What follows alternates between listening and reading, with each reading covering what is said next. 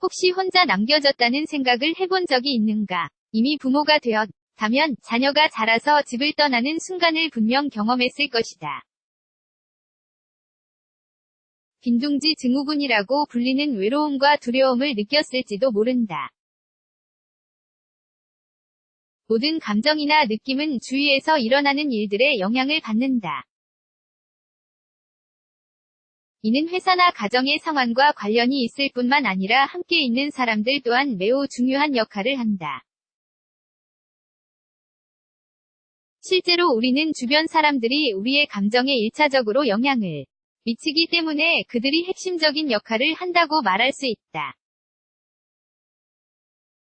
부모의 처지에서 생각해보면 언젠가 아이들이 자라서 가정을 떠날 거라는 사실을 알고 있지만 갑자기 비어있게 된 집을 마주하기란 분명 어려운 일이다. 불가피하게 가정에 변화가 생기고 아이들이 떠난 자리가 추억으로 채워진다. 빈둥지 증후군과 상실감. 빈둥지 증후군을 한 단어로 표현하면 상실감이라고 할 수 있다. 아이들이 성장하여 혼자 살거나 유학 가거나 결혼해 새 가정을 이루면 부모 입장에서는 아이들을 잃었다고 생각하게 된다. 아마 엄마가 가정에서 가장 큰 외로움을 경험할 것이다.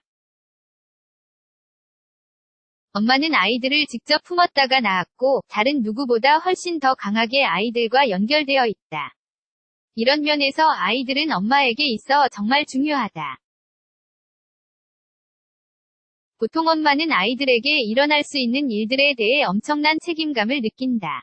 이 글도 읽어보자. 가깝고 감정적인 모녀 간의 유대관계. 하지만 어느 날 갑자기 침실이 비어있다는 사실을 깨닫게 된다. 더는 아이들이 언제 집에 돌아올지 걱정할 필요가 없으며 아이들과 자주 이야기할 기회도 없다. 모든 상황이 바뀌었고 이러한 현실인 부모에게는 슬픈 일이다. 부모로서 아이들과 함께 성장하기도 했고 순간순간 아이들과의 추억이 떠오를 수밖에 없기 때문이다. 매일 아이들과 접촉하고 싶고 이야기하고 싶은 마음은 지극히 정상이다. 그러나 모든 상황은 변했다. 편부모에게 이는 훨씬 더 어려운 상황이다. 편부모가 아닐 경우 견디기가 훨씬 쉽지만 혼자라면 그 외로움의 느낌은 더욱더 커진다. 어쨌든 수용해야만 하고 제일 긍정적으로 해결할 방법을 찾아야 한다. 슬픔과 외로움은 정상적인 반응이다. 쉽지 않겠지만 아이들이 성장해 이제 가정을 떠났다는 사실을 받아들여만 한다. 더 젊은 세대가 직면한 현재 상황. 빈둥지 증후군이 요즘은 뭔가 좀 부정적인 방향으로 증폭되었다. 가정을 떠날 때가 된 아이들이 가정을 떠나지 못하고 있기 때문이다.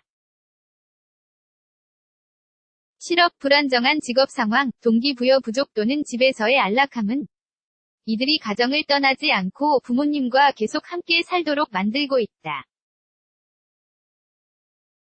그리고 일자리가 생길 경우 대개 집에서 멀리 떨어져 있는 경우가 대부분이다. 심지어는 다른 나라가 될 수도 있다. 이런 경우 이 갑작스러운 상황을 준비하지 못한 부모들은 더 슬퍼한다. 직장 때문이라면 집을 떠나 멀리 사는 게 일반적이다. 심지어 다른 나라가 될 수도 있다. 이런 경우, 이런 갑작스러운 상황을 준비하지 못한 부모들은 더 슬퍼한다. 아이들이 자신들의 삶을 살고 부모와 떨어져 새 가정을 꾸리면 여러 가지 불편함이 생길 수밖에 없다. 부모 입장에서는 손주들을 만나기조차 쉽지 않다. 아이들이 떠난 상황 극복하기. 부모와 아이들 사이의 관계에 따라 빈둥지 증후군이 생길지, 이런 상황이 얼마나 힘들지가 달라질 수 있다. 위에서 설명했듯이 편부모일 경우가 제일 힘들다. 하지만 조금만 노력하면 충분히 극복할 수 있다. 상황을 수용하자. 어떻게 해결할 수 없는 상황 때문에 계속 골치가 아플 수도 있다. 아이들이 자신의 삶을 찾아 떠났다는 사실을 수용할 때이다. 배우자에 집중하자. 커플이라면 아이 때문에 배우자에게 신경을 못 썼을 수도 있다. 이제 함께 더 시간을 보내고 결혼 생활을 다시 설계할 때이다. 집에 있지 말자. 혼자든 커플이든 건강한 사회적 관계를 맺을 때다. 친구들을 만나고 산책하고 새로운 취미를 만들면서 외로움을 잊도록 노력해보자. 이 글도 읽어보자. 아이들에게 두려움이 아닌 꿈꾸는 법을 가르치자. 빈둥지. 증후군은 극복하기 어렵긴 하지만 그냥 삶의 한 과정일 뿐임을 기억하자.